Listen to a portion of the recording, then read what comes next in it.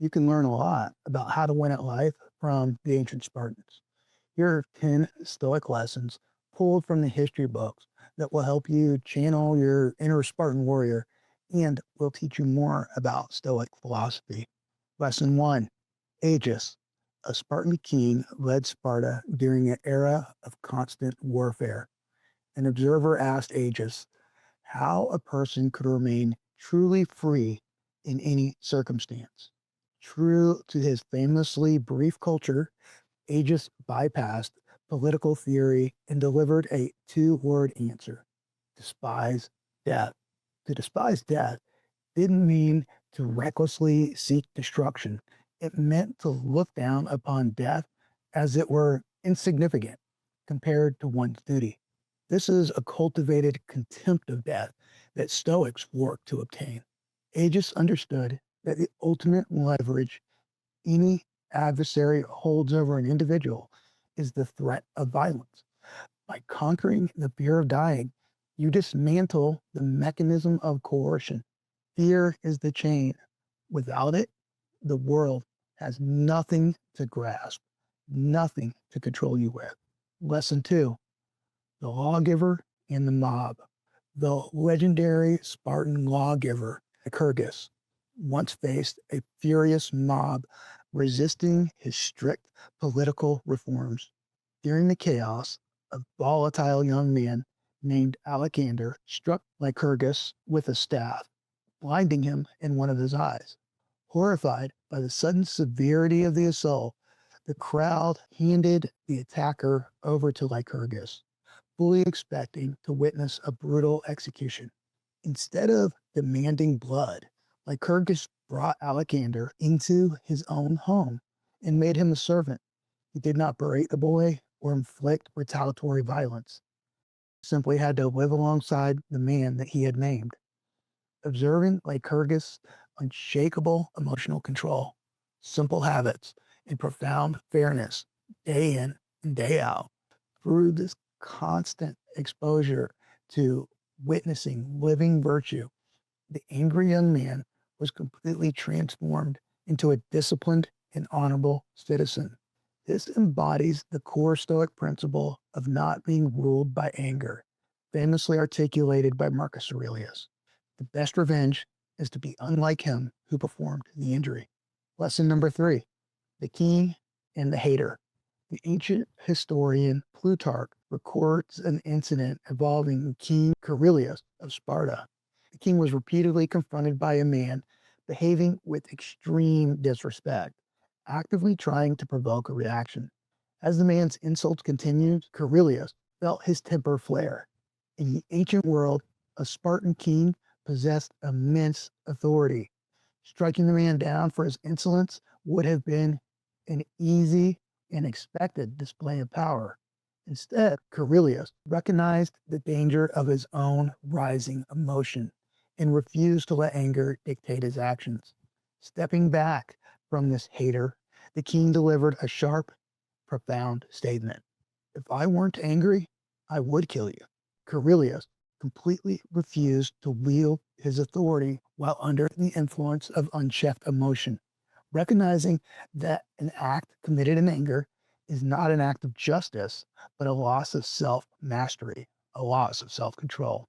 This illustrates the Stoic view on emotional control and restraint, particularly the philosopher Seneca's assertion that anger is basically a temporary madness. Seneca warned that reason is entirely lost the moment you allow rage to take the wheel. Lesson number 4. The king's standard. King Demarathus led Sparta during an era when martial prowess and strict adherence to the state's rigid code defined a citizen's worth. Sparta was a society obsessed with rules, training, and collective order. One day, an observer asked the king a seemingly straightforward question: who among the Spartans were the most exemplary? The expected answer would have been the fiercest warriors, the most decorated generals, or the strictest enforcers of the state. But King Demarathus understood that true excellence went much deeper than a strong sword arm, so his response was a little surprising. He simply replied, "Who are the most excellent? Those who have the least need of laws." Demarathus recognized the highest form of discipline isn't found in someone who behaves merely because they fear punishment or because an authority figure is watching. True excellence is internal.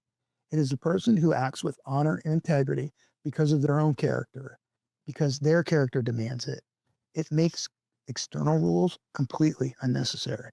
This aligns perfectly with the foundational Stoic belief that virtue is its own reward. The Roman Emperor Marcus Aurelius frequently reminds himself to do the right thing simply because it was right, without needing an audience, without needing praise, or the threat of a penalty. Lesson 5: the debt of honor. Sparta had made a mistake.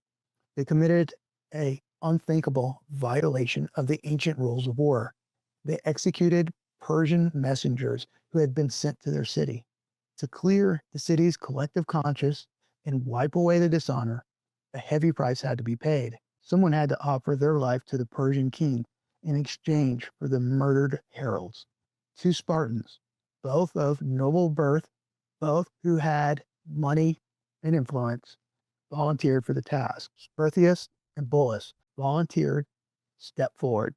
They had not participated in the execution, nor did they bear personal guilt for the crime. Yet they understood that their city had incurred a profound moral debt. Leaving their homes and families behind, the two men traveled deep into hostile territory, walking willingly into the court of the Persian king. They presented themselves for execution, offering their own lives as atonement. They marched in to what they believed was certain death, simply because the community was accountable. Someone had to step up and bear the weight of that responsibility. They said, "Why not me?" This story embodies the Stoic virtue of justice and duty. Stoics believed that we are not isolated individuals, but interconnected parts of a larger whole. Marcus Aurelius constantly reminded himself that what is bad for the hive is bad for the bee, and our primary duty is to the common good. Sperthius and Bullus demonstrated the ultimate form of extreme accountability. Lesson number 6: the king and the servant. King Cleomenes ruled Sparta with an unwavering focus on harsh practical realities. One day, a visiting poet sought to impress the king by reciting a long, flowery epic about bravery, military glory, the ideals of war. It was a masterful performance, full of soaring rhetoric and about what it meant to be a hero. Instead of being captivated, Cleomenes ignored the poet entirely.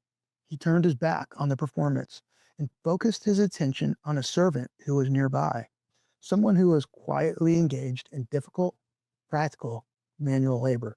When an observer asked the king why he would ignore such beautiful art about bravery, Cleomenes was dismissive. He explained that a leader's duty is to focus on what actually works and gets done in reality. The king had no use for a man who merely talked about hard work and courage. His respect was reserved for the person silently doing the heavy lifting. This story captures a Stoic mandate famously written by Marcus Aurelius. Waste no more time arguing about what a good man should be. Be one. Stoicism is a philosophy of action, not a spectator sport. Lesson 7: the king and the diplomat. King Cleomenes held immense power, making him a prime target for those seeking Spartan influence. One day, a desperate foreign diplomat arrived at the king's home, seeking military backing to launch a foreign war. Knowing the Spartans would not easily bleed for an outside cause, the diplomat attempted to buy the king's loyalty. He offered a staggering sum of silver. When Cleomenes refused, the diplomat didn't stop. He steadily increased the bribe, offering an endlessly escalating fortune that could tempt even the most disciplined ruler. The number grew so large, it began to defy imagination. Cleomenes stood there, listening to the mounting offers. Suddenly, his young daughter, Gorgo, who had been quietly observing the exchange, spoke up. She warned her father to leave the room immediately. or the stranger would corrupt him. Hearing the absolute truth in the child's voice, Cleomenes realized the danger of even entertaining the negotiation. He didn't argue, he didn't hesitate, or try to justify staying in the room. He immediately turned and walked away, valuing his unshakable integrity over unimaginable wealth. This mirrors the Stoic principle of focus on virtue as the highest good. The philosopher Epictetus warned that we must be relentless gatekeepers of our own character, because the moment we start entertaining compromise, virtue begins to erode. Cleomenes understood that temptation isn't defeated by debating it, it's defeated by severing it. If you stand around listening to the offer, weighing the pros and cons of an ethical shortcut, your integrity is already cracking. Lesson 8, the king and the stick horse. King Agesilaus was one of Spartan's most revered military commanders, a man who led armies across empires and projected an aura of unshakable toughness. Yet, behind the walls of his own home, he possessed a completely different kind of strength. One afternoon, a friend unexpectedly walked in on the great king and found him doing something very un-Spartan. He was galloping around the room on a wooden stick horse, playing and laughing to entertain his young children. For a monarch whose authority rested on a public image of a hardened, untouchable discipline, being caught in such a silly, vulnerable moment could have been mortifying. But Agesilaus felt zero embarrassment. He didn't scramble to regain his royal composure. He didn't drop the toy or make excuses to defend his warrior image. He simply paused, looked at his friend, and told him not to judge what he saw until he became a father himself. This captures the Stoic practice of managing your ego. The Roman Emperor Marcus Aurelius frequently reminded himself not to become Caesarified, warning himself to never let the heavy, hardened armor of his public title consume his fundamental humanity. Agesilaus understood that true confidence means you don't need to perform your title or your image 24/7. Lesson number 9, the short sword, reframing disadvantage. A young Spartan soldier was examining his weapon before a military campaign. He held up his traditional leaf-shaped Spartan short sword and started complaining to his mother that it was simply too short to be effective against the longer spears and swords of their enemies. She didn't offer any sympathy. She didn't try to find him better gear. She simply looked at him and said, add a step to it. This is a brutal but highly practical lesson in ownership. The Stoic practice of taking action in the face of adversity, using the dichotomy of control to determine what you can do, and then going hard in that direction. Instead of complaining about the resources you lack or the inherent disadvantages of your situation, you close the distance. You make up the difference with your own forward momentum and willingness to engage. Lesson number 10, the king and the allies. King Agesilaus was leading a massive coalition army when the leaders of the allied city-states began to complain. They grumbled that they were providing the vast majority of the manpower, while Sparta was contributing far fewer troops. They're still claiming absolute command. They were still in charge of everything, although they had fewer warriors on scene. Instead of arguing about the numbers, Agesilaus ordered the entire army to sit on the ground. Once they were settled, he called out a command, let all the potters stand up. Several men stood. Now, all the blacksmiths. Now, all the builders. Now, all the shoemakers. Now, all the merchants. One by one, almost all the allied troops rose to their feet, but not a single Spartan stood. By Spartan law, a citizen was strictly forbidden from learning or practicing any trade other than war. Agesilaus looked at the allied commander and pointed to his men, who remained seated in disciplined silence. He had made his point. The allies had brought thousands of part-time tradesmen to the battlefield, but Sparta had brought the only true warriors. This illustrates the Stoic idea of having a singular purpose, of knowing what you're about, what your purpose is. The philosopher Epictetus taught that to achieve excellence, you must commit entirely to your chosen role in life. He advised the students to decide what they wanted to be and do what they had to do. Agesilaus understood quality of character and depth of preparation always defeat sheer volume. Quality beats quantity.